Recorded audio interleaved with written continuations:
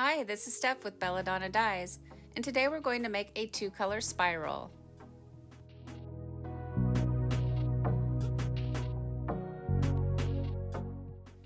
Start by deciding where you want the center of your spiral to be, and I give that area a little pinch, and then I clamp down my hemostat on the first click so it's not too tight, and then I begin to spiral it up.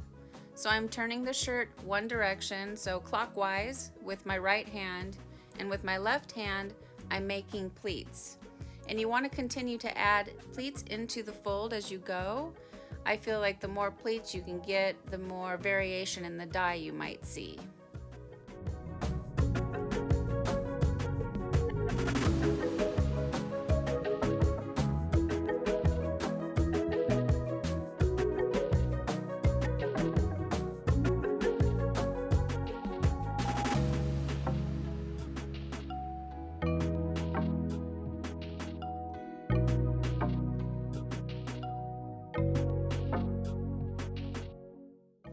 Once you have it all spiraled up the way that you like it, secure it with rubber bands or kite string, whichever you prefer. And these are terrific rubber bands. I've said it before, and I do have a link for them along with just pretty much everything else that I use for tie-dye down below in the description box.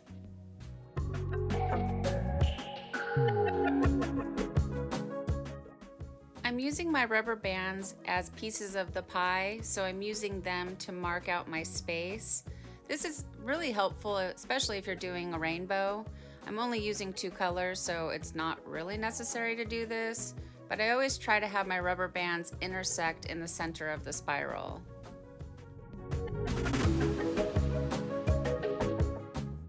Using a washable marker, I mark out my pattern.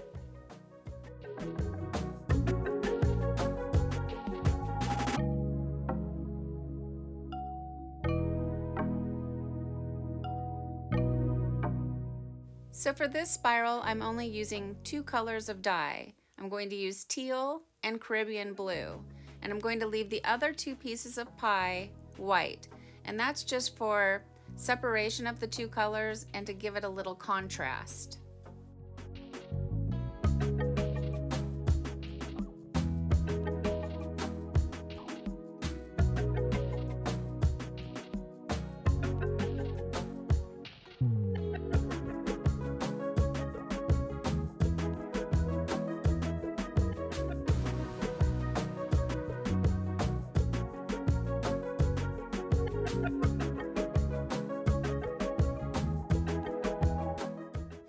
Flip the project over and repeat this on the back side.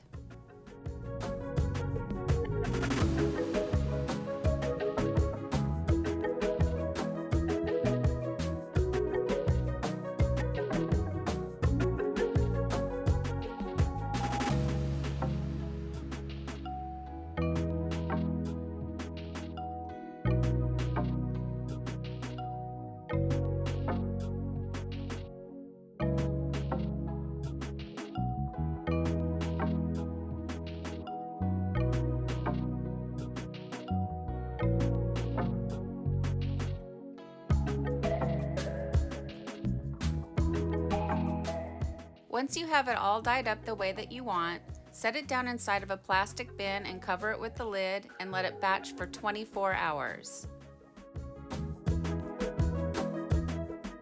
It's been 24 hours and now it's time for the rinse out, and I started by marking this shirt tag with a 1 because they're going to go into the washing machine together, and I want to make sure that I know which shirt is which after they're dried.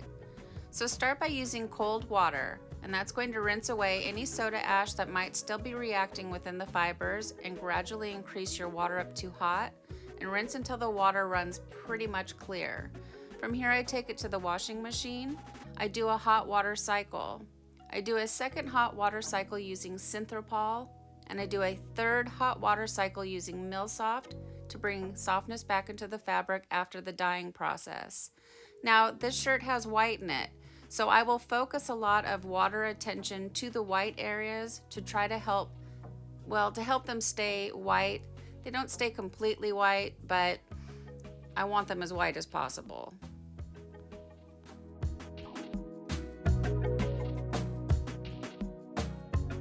Well, here it is, guys. Here's our shirt after it's been washed and dried. I actually like this shirt quite a bit. The teal is growing on me in this particular application, and I like that sort of wispy look that it achieved. That happened during the dyeing process as it bled. That didn't happen in the washing machine. The Caribbean blue, you know, it's a beautiful color. So I think this is a nice, fun shirt. It sort of reminds me of a tidal wave. I don't know, what do you guys think about this shirt? Go ahead and leave me some comments down below. Thank you so much for watching. Please don't forget to subscribe, leave a thumbs up, and click the bell for future notifications. And remember, have fun tie-dyeing.